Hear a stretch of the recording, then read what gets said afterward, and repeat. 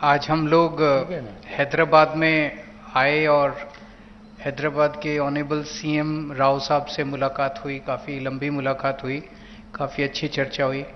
सबसे पहले मैं राव साहब का हमारी पूरी टीम की तरफ से बहुत बहुत शुक्रिया अदा करना चाहता हूं कि उन्होंने हमें हमारे साथ टाइम निकाल के मुलाकात की और इतना प्यार और सम्मान हम लोगों को दिया। I am all of us are very very very grateful to him.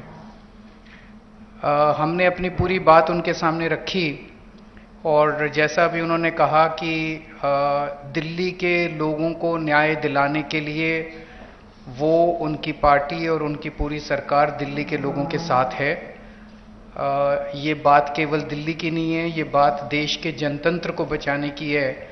जो अध्यादेश पारित किया गया है वो देश के जनतंत्र के खिलाफ है, संविधान के खिलाफ है।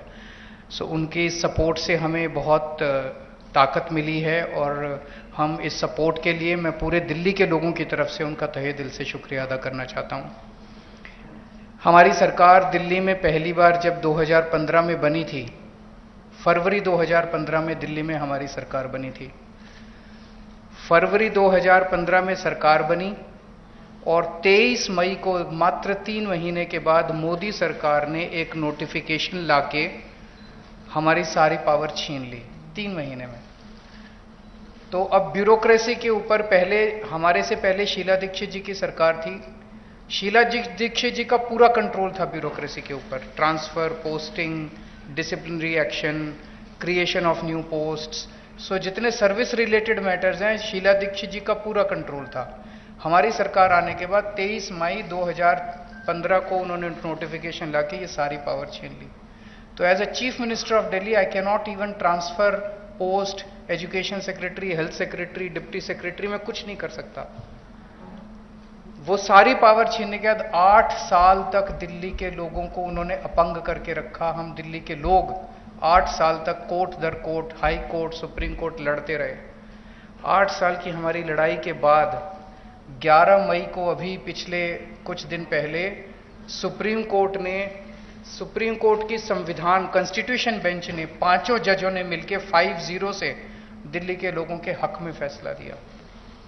8 साल की लड़ाई के बाद दिल्ली के लोगों को न्याय मिला कि उनकी चुनी हुई सरकार को काम करने का अधिकार मिला।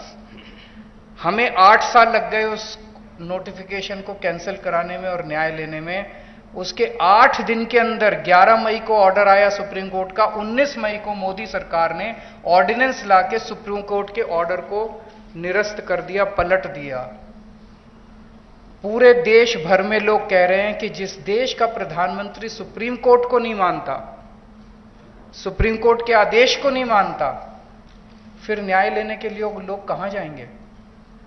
अगर देश का प्रधानमंत्री कहता है कि मैं सुप्रीम कोर्ट के आदेश को नहीं मानता और कानून लाके वो आदेश को पलट देता है, तो फिर तो न्याय के लिए कोई जगह नहीं बच जाती है। कहां जाएंगे फिर लोग न्याय लेने के लिए?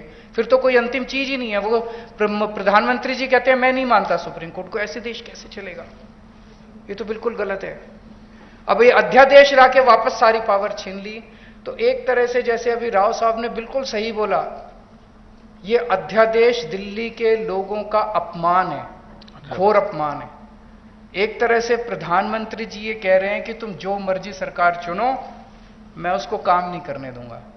तो दिल्ली के लोगों को चैलेंज कर रहे हैं प्रधानमंत्री मोदी जी कि तुम जो मर्जी सरकार चुनोगे, मैं काम नहीं करने दूंगा। और ये बात केवल दिल्ली के लोगों की नहीं है, पूरे देश में हम लोग देख रहे हैं कि अगर किसी राज्य के अंदर लोग नॉन बीजेपी गवर्नमेंट बना देते हैं तो उसको काम नहीं करने देते। या तो 3 तरीके अपनाते हैं, या तो वहां पे एमएलए खरीद लेते हैं दूसरी पार्टी के, सरकार गिरा देते हैं। कितना हमने देखा, कितनी जगह पे देखा, एमएलए खरीद के सरकार गिरा देते हैं। या एमएलए तोड़ लेते हैं, ईडी भेज के, सीबीआई भेज के, डरा के एमएलए तोड़ लेते हैं, सरकार गिरा देते हैं। या फिर ऑर्डिनेंस ले आते हैं गवर्नर के जरिए, गवर्नर का गलत इस्तेमाल करके सरकार को तंग करते हैं। जैसे आप लोगों के गवर्नर आपके बिल नहीं पास होने देते, काम नहीं करने देते उन लोगों को।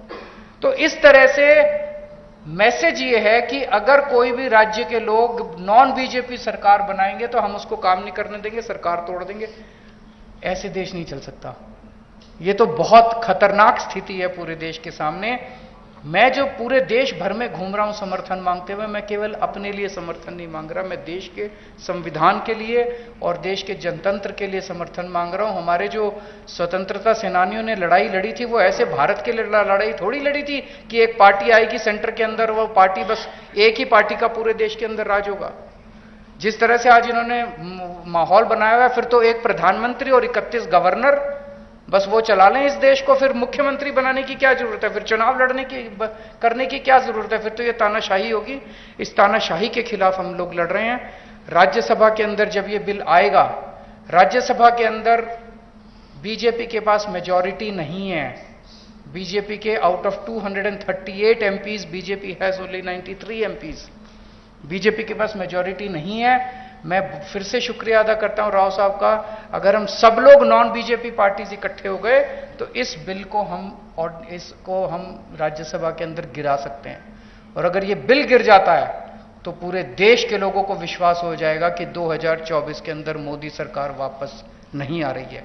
ये इसका सेमीफाइनल होगा 2024 का। ये कॉन्फिडेंस देगा पूरे देश के लोगों को कि मोदी जी को हराया जा सकता है। तो ये जनतंत्र को बचाने की लड़ाई है, देश की आजादी को बचाने की लड़ाई।